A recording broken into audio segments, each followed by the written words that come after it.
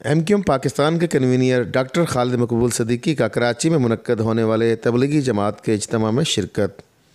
खालिद मकबूल सदीकी के हमरा मेयर कराची और डिप्टी कन्वीनियर वसीम अख्तर, ज़िला गरबी के चेयरमैन और रुकन राब्ता कमेटी इजहार अहमद ख़ान, अरकान राब्ता कमेटी सैयद अमीनुल हक, रऊफ़ सदीकी, खालिद सुल्तान, अब्दुल हसीब, इकबाल मुकद्दम, मुंतखब नुमाइंदे और तंजीमी ज़िम्मेदारान भी मौजूद थे। वफ़द ने दौरे के दौरान मुंतज़मीन से मुलाकात की। मुलाकात के दौरान इंतज़ामात का जायज़ा लिया गया। खालिद मकबूल सदीकी ने बल्दियाती और मुंतखब नुमाइंदगान को मुंतज़मीन से रब्ता रखने की हदायत की। वफ़द ने इज्तिमा गाह के दौरे के दौरान नमाज जुम्मा की अदायगी भी की।